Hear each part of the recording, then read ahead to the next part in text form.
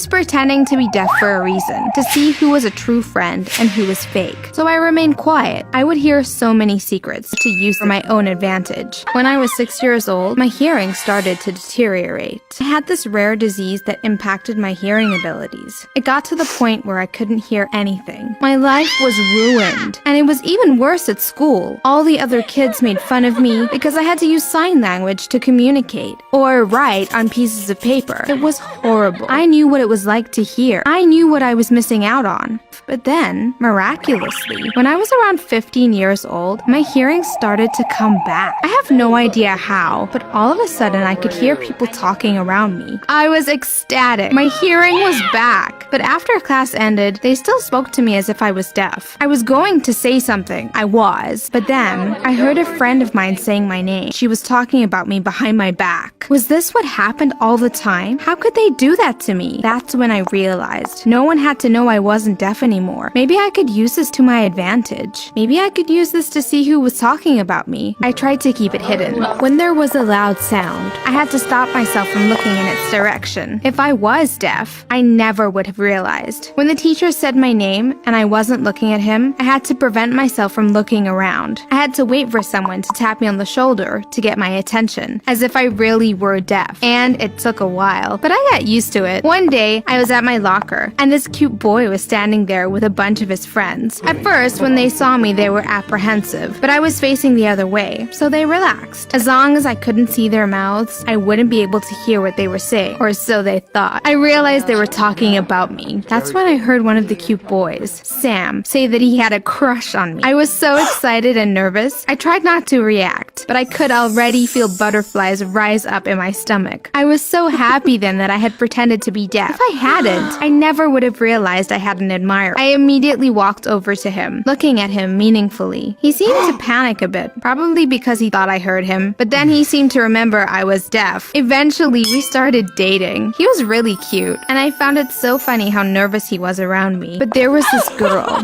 Hannah, who always flirted with my boyfriend. I was so mad at her. I wanted to scream at her when she said inappropriate things to him, but I realized that would give away that I could actually hear, so I bit my tongue. There was this one time in class, Sam was waiting for me. Hannah walked up to him, and she told him that she liked his haircut. She said he looked handsome. I barely stopped myself from turning around and slapping her in the face, but I had to use this to my advantage. I was pretending to be deaf for a reason, to see who was a true friend and who was fake. So I remained quiet. I would be at parties, and I would be sitting there and people would be gossiping beside me, but they didn't care since I was the deaf girl. I would hear so many secrets, like how a girl in my class was pregnant, or how someone cheated on their partner. No one knew it, but I was compiling a huge list of people I could blackmail with all this information to use this for my own advantage. I found out that Hannah had a huge wart on her back. She would be so embarrassed if people found out about it. So I walked up to her at school with a note already in hand. This is what I wrote. Hi, Hannah. I know about the wart on your back. If you want this secret to stay between you and me, then stay away from Sam. He's my boyfriend, not yours. And she had nodded. Fine, she hissed at me. I walked away, job done. In those few years in high school, I became the notorious blackmailer of the school. I had dirt on everyone, even Sam. I discovered his dad was in jail, but I didn't bring it up with him. I wasn't that mean. Now, I'm not proud of it, but back then, I was a spoiled, tormented young teen. I liked to control people. You might be wondering how I managed to fake my deafness all that time. Well, it didn't last forever. I made one mistake that made everything fall apart. I was at a party,